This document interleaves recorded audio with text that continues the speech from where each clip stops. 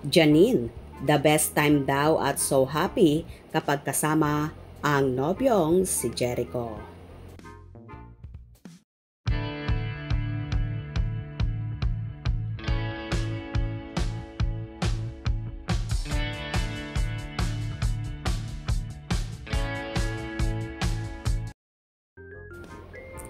Nag-celebrate sina Jericho Rosales at Janine Gutierrez ng kanilang first anniversary.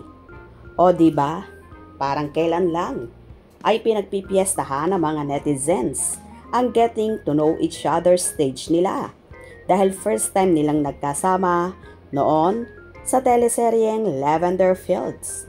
Si Echo ang nag-imbita kay Janine kung saan sa pamamagitan ng pagkakape sila nakapag-usap ng halos 6 to 8 oras. Nag-post ang actor sa kanyang social media kung saan ibinahagi niya ang isang reel mula sa kanilang beach trip na nagpapakita ng kanilang masayang sandali na magkasama. Very sweet ang caption na isinulat ni Echo. 1 taon at 1 araw sa isang ito. Kinikilig namang sumagot ang actress. Ha ha ha ha.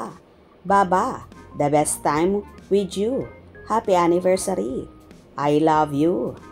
Nakikiisa rin sa selebrasyon ang mga kaibigan at taga-suporta ng celebrity couple sa comment section. Bumuhos ang heart emojis tanda ng kanilang pagbati. Ang Econin ay nananatiling low-key sa kanilang relasyon pero ipinakita nila ang clip ng kanilang masayang beach trip sa special nilang okasyon.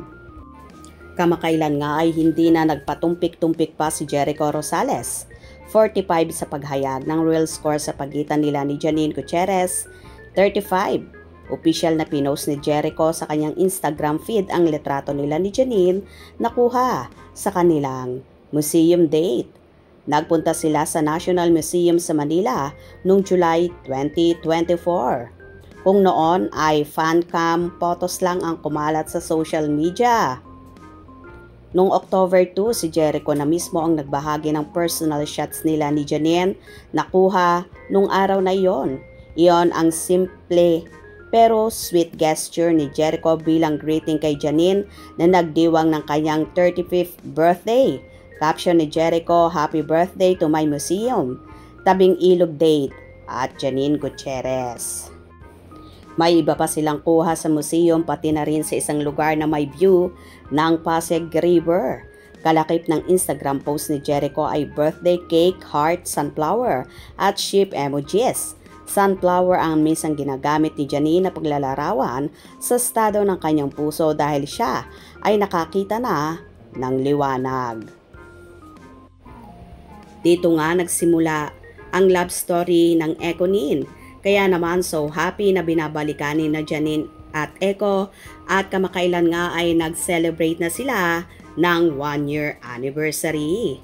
Sana nga sa simbahan na mauwi ang Econin in the future. Yan ang sigaw ng kanilang mga fanay.